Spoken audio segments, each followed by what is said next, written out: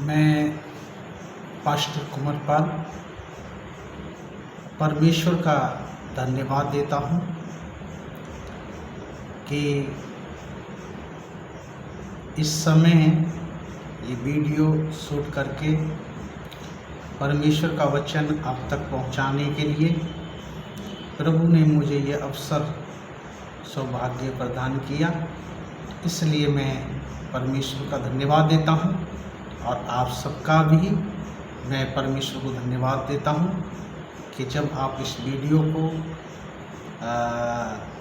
देखते हैं, सुनते हैं और परमेश्वर का वचन आपके जीवन में कार्य करता है तो सचमुच में आप बहुत आशीषित प्राप्त करेंगे।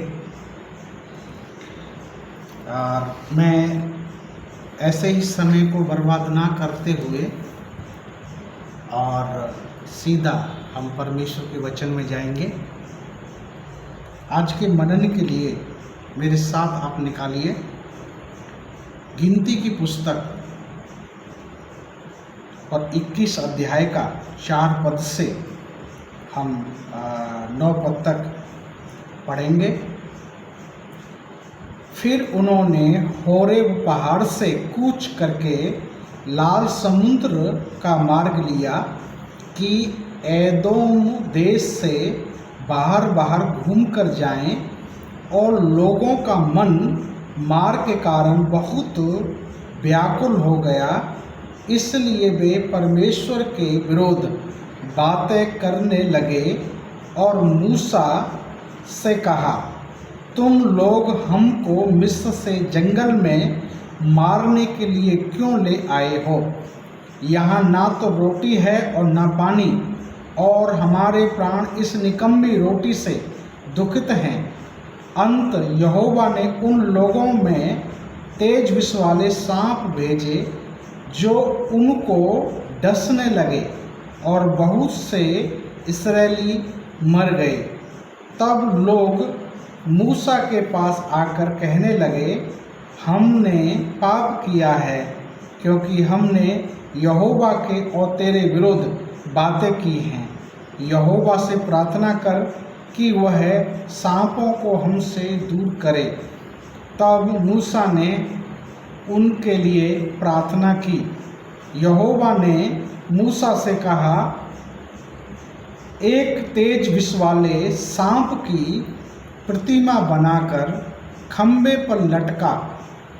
तब जो सांप के डसा हुआ उसको देखे ले वह जीवित बचेगा।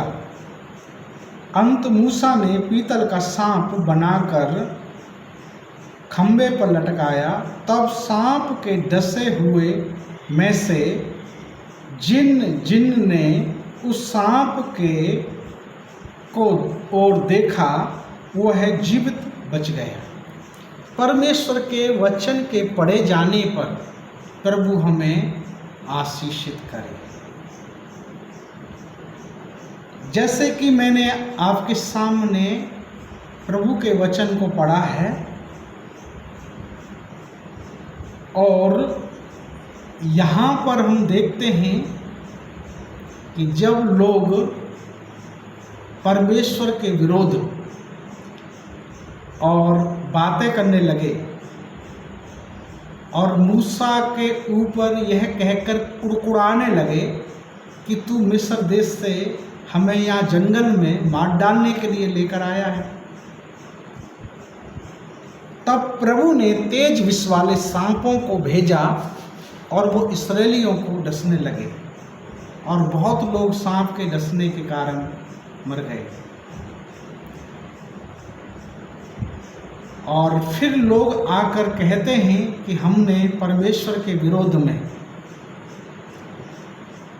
और बहुत बड़ा पाप किया है, और मूसा से कहते हैं कि तू हमारे लिए परमेश्वर से प्रार्थना कर कि सांपों को परमेश्वर हमसे दूर करे। और मूसा जब परमेश्वर से प्रार्थना करता है तो परमेश्वर उसको एक सलूशन बताते हैं कि एक तेज विष वाले सांप की प्रतिमा बना और उसे खंभे पर लटका। जो जो सांप का डसा हुआ व्यक्ति उस सांप की ओर देखेगा और वो बच जाएगा। यहाँ पर हम देख सकते हैं कि सांप के बारे में जब भी हम बाइबल में जहाँ भी अगर हम पढ़ते हैं तो उसके विषय में एक अच्छा उदाहरण हमें कहीं पर भी नहीं मिलता। सांप की जो इमेज है बाइबल के अंदर वो अच्छी नहीं है, और यहाँ पर सांप के डसे हुए लोगों को काटने से कारण जो मर रहे थे उनको बचाने के लिए परमेश्वर ने मूसा को एक सलाह दी कि तू एक तेज विष वाले सांप की प्रतिमा बना और उसे खंभे पर लटका, जो उसको तरफ देखेगा वो बच जाएगा। ये बात हमें समझ में नहीं आती,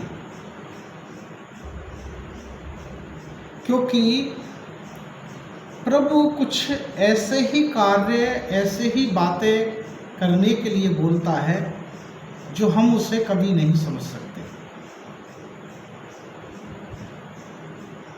इसलिए हमें परमेश्वर जो कहता है और परमेश्वर जो करने के लिए कहता है वो हमें करना चाहिए बिना सवाल जवाब के, क्योंकि परमेश्वर का कार्य जब हमें समझ में आता है, जब वो हो जाता है, उससे पहले वो हमें समझ में नहीं आता। इसलिए हम यही मूसा का उदाहरण को हम नए नियम में भी हम पढ़ते हैं। यूहन्ना रचित सुसमाचार उसका 3 अध्याय उसके 14 पद में लिखा है, जैसे मूसा ने सांप को खंभे पर लटकाया, अवश्य है कि मनुष्य का पुत्र भी ऊंचे पर चढ़ाया जाए। जो उसकी तरफ देखे और उस पर विश्वास करे और वो उद्धार और अनंत जीवन को प्राप्त करे।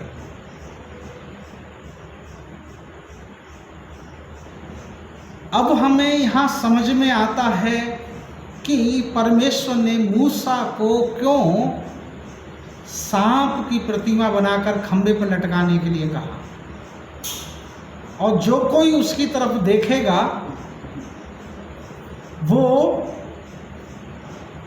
चंगा हो जाएगा। यहाँ पर भी हम देखते हैं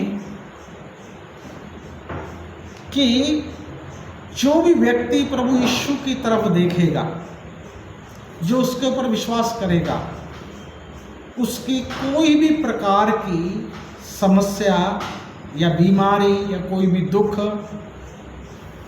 प्रॉब्लम, परेशानियां उसके जीवन में कैसी भी कोई भी क्यों ना हो, वो उससे चंगा हो जाएगा।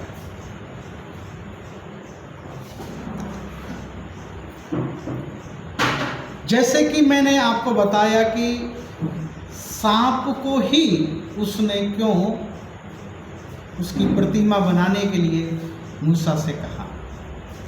और भी जानवर हैं, पंछी हैं, उनका परमेश्वर और भी किसी चीज़ का प्रयोग कर सकता था, सांप का ही क्यों प्रयोग किया?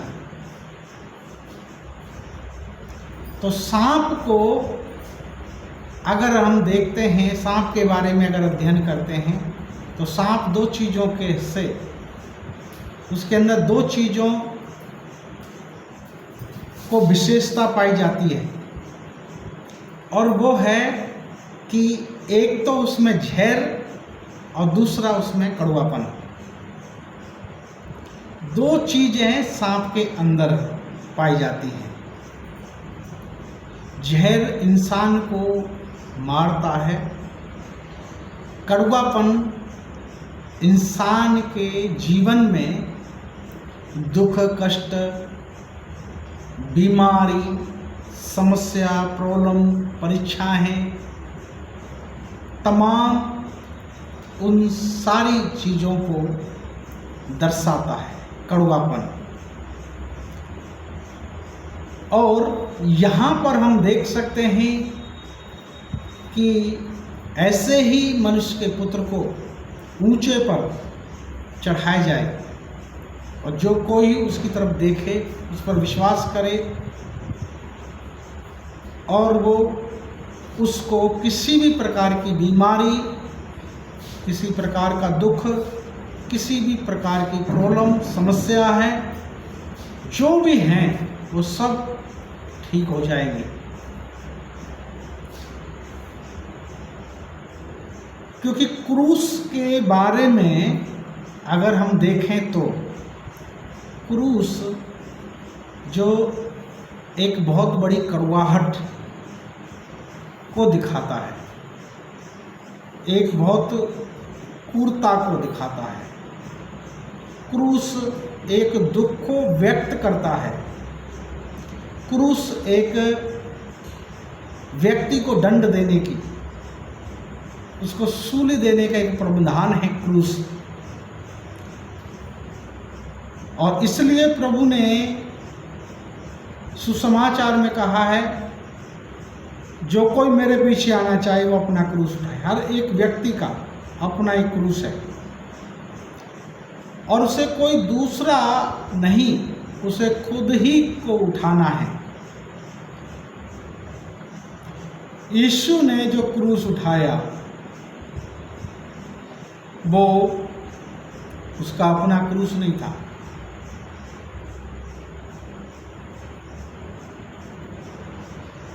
और हम जो उठाते हैं वो हमारा अपना क्रूस उठा। इसलिए यीशु जो क्रूस के ऊपर चढ़ाने से पहले उसको कोड़े लगाए गए, उसको कपड़े उतारे गए, उसको मुंह पर थूका गया, दाढ़ी को नोचा गया, उस पर दोष लगाया गया, दो डाकों के बीच में उसको लटकाया। उसने कोई गुनाह नहीं किया था, फिर भी वो गुनहगार के समान है। उसने कोई पाप नहीं किया था, फिर भी वो जगत के पापों को अपने ऊपर उठा रहे। कोई पाप, गुनाह, दंड, ऐसा गुनाह उसने नहीं किया जिसकी सजा उसको मृत्यु के रूप में दी जाए। उसके बावजूद भी प्रभु यीशु को क्रूस के ऊपर चढ़ाया गया। आप जानते हैं ऐसी एक प्रथा थी कि जो कोई क्रूस के ऊपर चढ़ाया जाता था और वो अगर शाम तक उसकी मृत्यु नहीं हुई तो शाम होने से पहले उसके लाठियों से और उसके हड्डियों को तोड़ा जाता था क्रूस के ऊपर ही, और जिससे कि वो जल्दी उसकी मृत्यु हो सके। यीशु मसीह की मृत्यु पहले ही हो चुकी थी, जबकि उसकी टांगों को लाठियों से, डंडों से हड्डियों को तोड़ा जाए उससे पहले उसकी मृत्यु हो चुकी थी। इस वचन में लिखा है कि उसकी एक भी हड्डी को तोड़ा नहीं गया।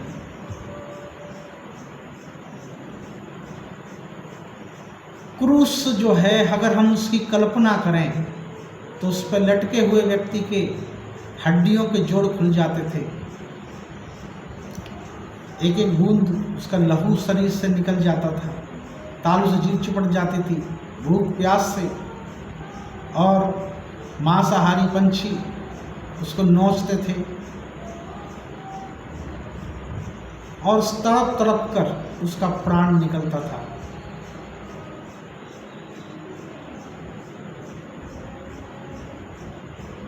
क्रूस के विषय में अगर बयान करें, उसके दर्द के विषय में, तो कोई शब्द नहीं है बयान करने के लिए।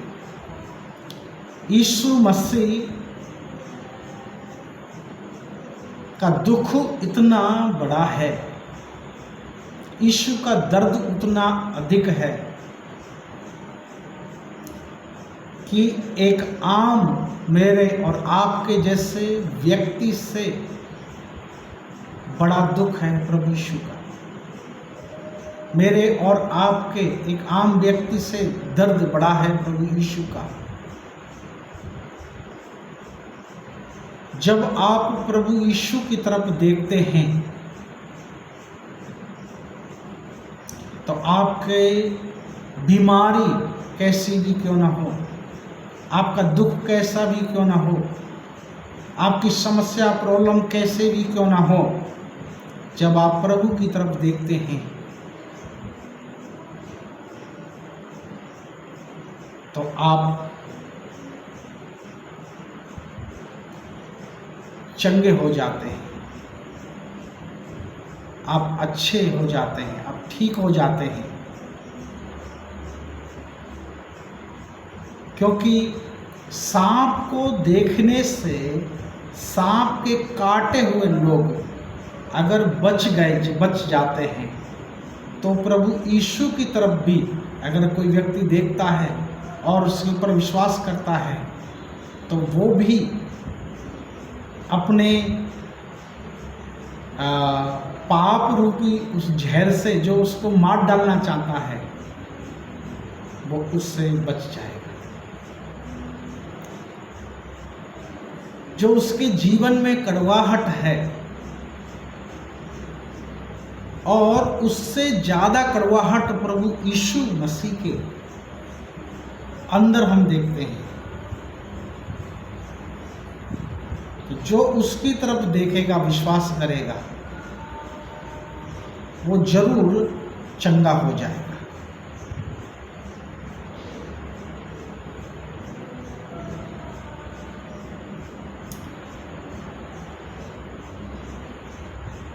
सांप के अंदर जहर होता है। सांप किसी व्यक्ति के लिए अच्छा नहीं है।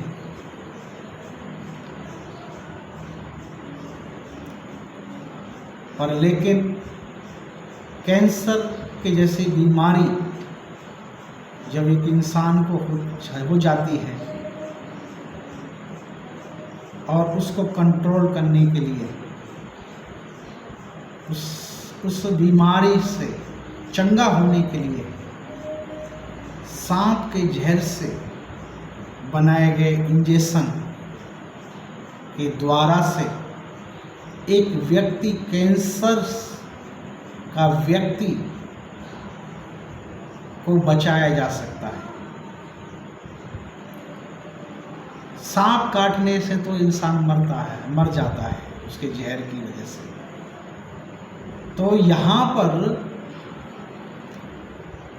उस जहर की वजह से ही एक बीमारी से एक व्यक्ति को वहाँ बचाया जाता है। हर चीज एक इंसान के लिए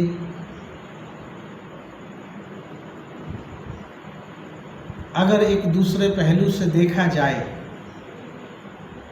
तो आज आपके पास जो स्मार्ट जो फ़ोन है ये भी आपके लिए ठीक नहीं है। वीडियो देखना, ज़्यादा बात करना, हर समय फ़ोन को इस्तेमाल करना आपके लिए ज़्यादा खाना, ज़्यादा सोना, ज़्यादा बैठना, ज़्यादा खड़े रहना, ज़्यादा चलना, ज़्यादा काम करना,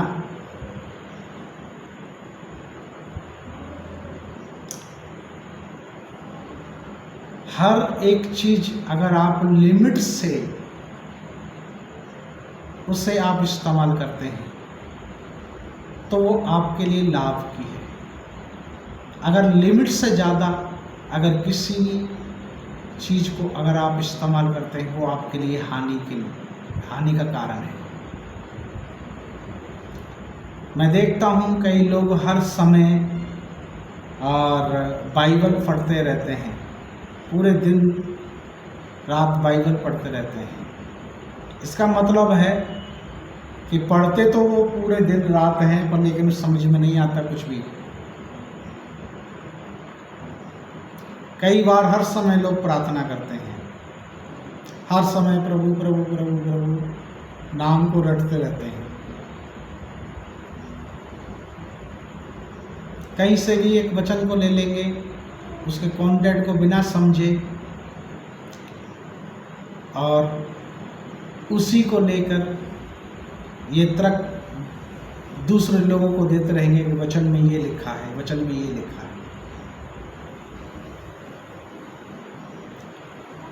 हर समय प्रार्थना करना, हर समय बाइबल पढ़ना, हर समय गीत गाना, हर समय ये सब करना हमारे लिए ठीक नहीं है।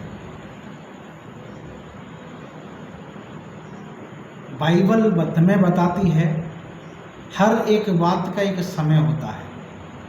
आप समय के अनुसार बीज को बोए, वो उगेगा, बढ़ेगा, फूलेगा और फल भी देगा। बिना समय के अनुसार आप अगर वो ना उगेगा, ना बढ़ेगा, ना फूलेगा, ना फलेगा। हर एक बात का समय है और हर कार्य जो है समय के अनुसार ही अच्छा लगता है। कई विद्वान लोग बोलते हैं कि सोना, चांदी और बहुमूल्य कीमती चीज़ों से भी बढ़कर है, महत्वपूर्ण है समय। हर चीज़ की कीमत है, लेकिन समय की कोई कीमत नहीं है।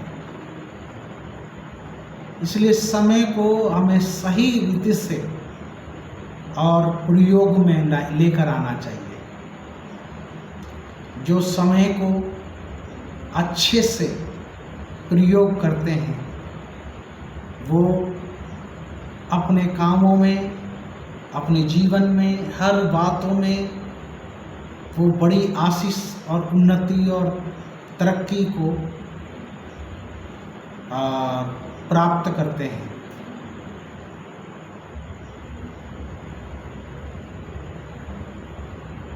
हमें कहीं भी बैठ के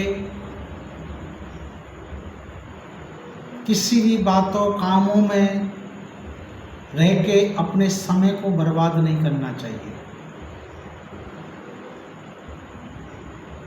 जो अवसर हमें प्रभु ने दिया है, जो समय हमें मिला है, उसको हम बहुमूल्य समझें, उसका सदुपयोग करें, उसे अपने लिए, परमेश्वर के लिए या दूसरों के लिए हम उसको इस्तेमाल करें।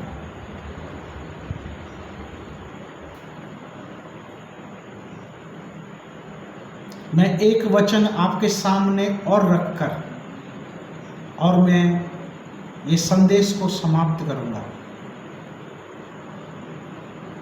यूहन्ना, पहला यूहन्ना की पत्री, उसका 3 अध्याय, उसका 8 पद में जब हम पढ़ते हैं तो वहाँ पर लिखा है कि शैतान आरंभ से पाप करता आया है। जो कोई पाप करता है वह शैतान की ओर से है, क्योंकि शैतान आरंभ से पाप करता आया है। परमेश्वर का पुत्र इसलिए प्रकट हुआ कि शैतान के कामों को नष्ट करे। जो कोई पाप करता है वो शैतान से है।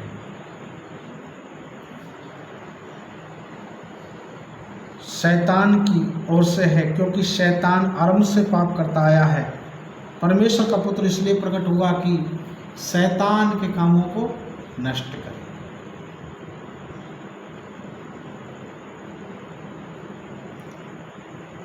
जब आप प्रभु यीशु की तरफ देखते हैं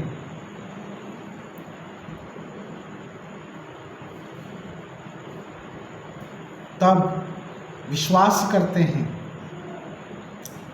जो शैतान के जो काम हैं आपके जीवन में, क्या काम है शैतान के? शैतान के काम हैं गाली देना, झूठ बोलना, चोरी करना, व्यभिचार करना,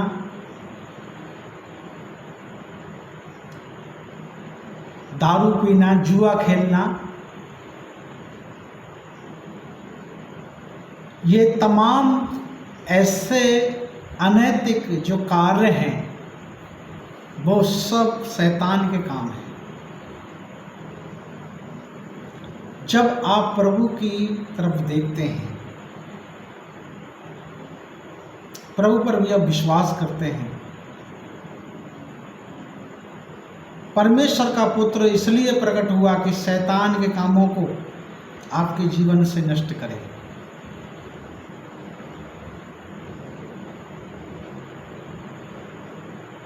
मेरे जीवन में शैतान के बहुत सारे कार्य थे,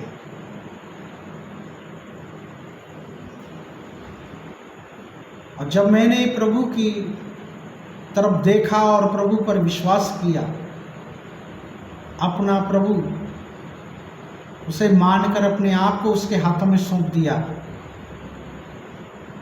उसने मुझे शराब से, तंबाकू से, बीड़ी सिगरेट से, झूठ से, गाली से,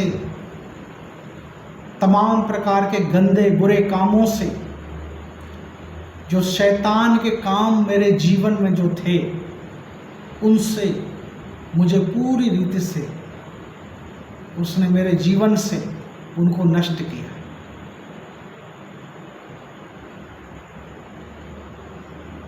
मेरे जीवन में प्रभु यीशु मसीह के आने से मेरा जीवन पूरी रीति से बदल गया।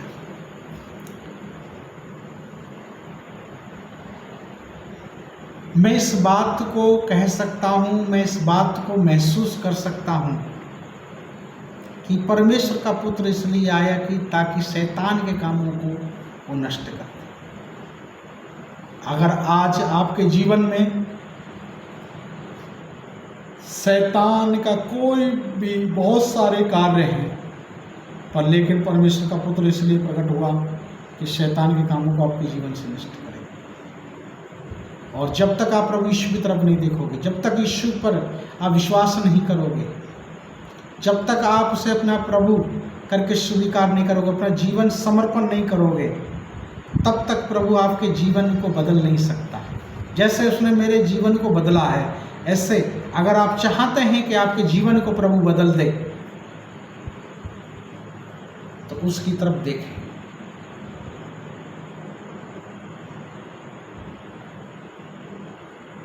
मूसा से प्रभु ने कहा था तेज विष वाले की प्रतिमा बनाना,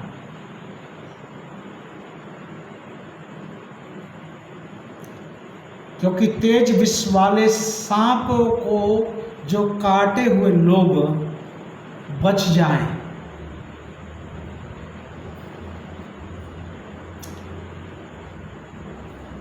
आज आप किसी की भी तरफ देखें,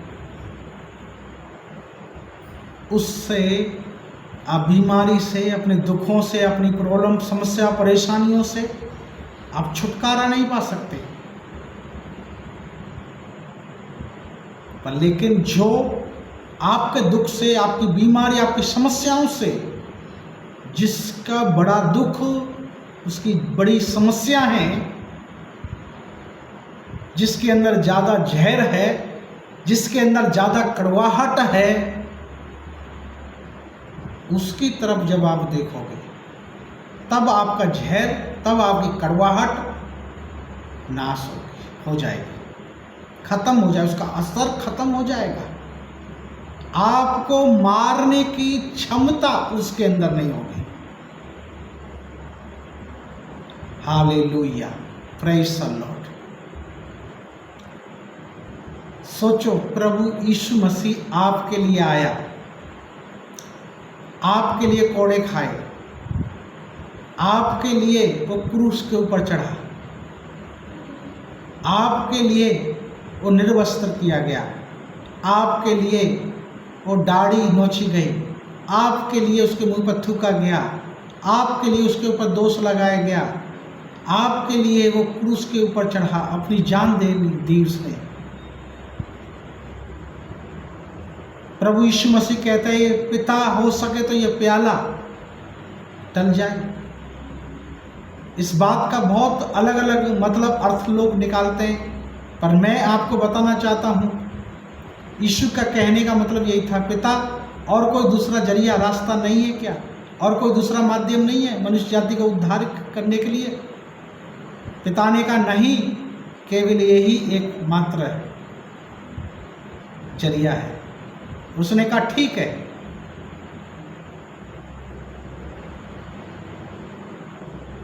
सिर्फ और सिर्फ आपके लिए प्रभु ने इतनी क्रूर मृत्यु को सहा। आपके लिए निष्पापी होकर भी वो पापी बन गया।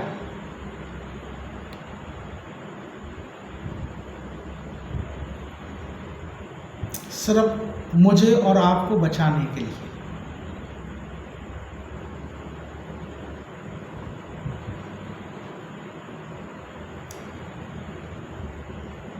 भाई और बहनों, बाइबल को पढ़ते समय लोग उसमें तर्क देते हैं कि बाइबल में ऐसा लिखा है, बाइबल में ऐसा लिखा है। पर मैं आपको बताना चाहता हूँ, मैंने जो बाइबल पढ़ा और आप भी जो बाइबल पढ़ेंगे, उसमें आप एक बात को जानेंगे कि एक व्यक्ति है जो मुझे और आपको इतना प्यार करता है जितना प्यार मुझसे और आपसे इस दुनिया में कोई नहीं कर सकता।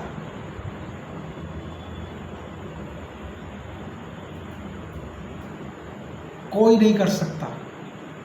आपका माता भी, पिता भी, आपका भाई बहन भी, आपके पत्नी बच्चे भी आपको उतना प्यार नहीं कर सकते जितना प्यार प्रभु यीशु मसीह मुझे और आपको करता है।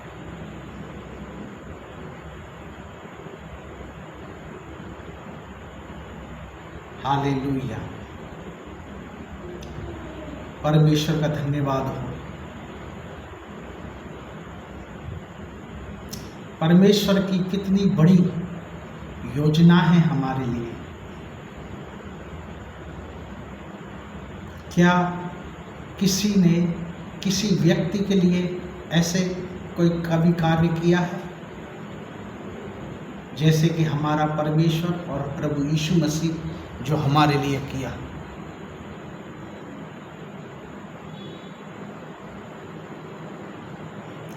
आज कौन है जो प्रभु यीशु मसीह को अपने जीवन में आमंत्रित करने के लिए न्योता देना चाहता है? सचमुच में प्रभु यीशु मसीह उसके जीवन में आकर और उसके जीवन को पूरी रीति से बदलना चाहते हैं। उसके साथ रहकर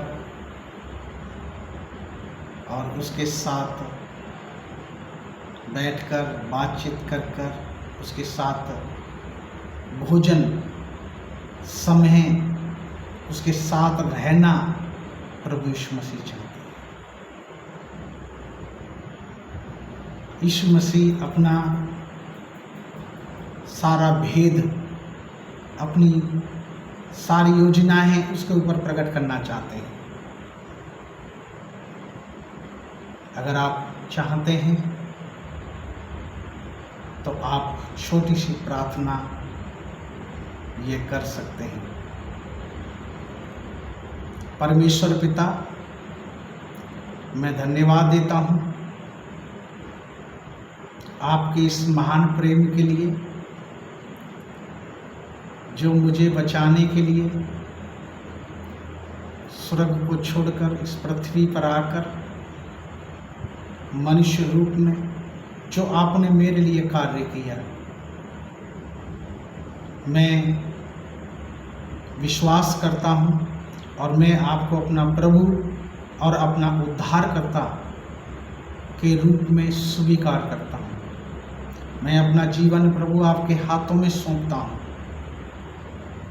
आज से आप मेरे प्रभु हैं।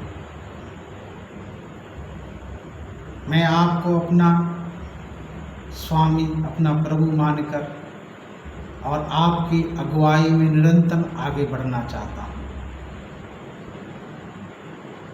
धन्यवाद प्रभु, आपने मेरी विनती और प्रार्थना को सुना। इस छोटी सी प्रार्थना को अपने उद्धारकर्ता प्रभु यीशु के नाम से मांगता हूँ। सुन और ग्रहण कर हमारे स्वर्गीय पिता, आमीन। दोस्तों, आपने अगर ये प्रार्थना की है तो आप प्रभु यीशु मसीह में एक नई सृष्टि है।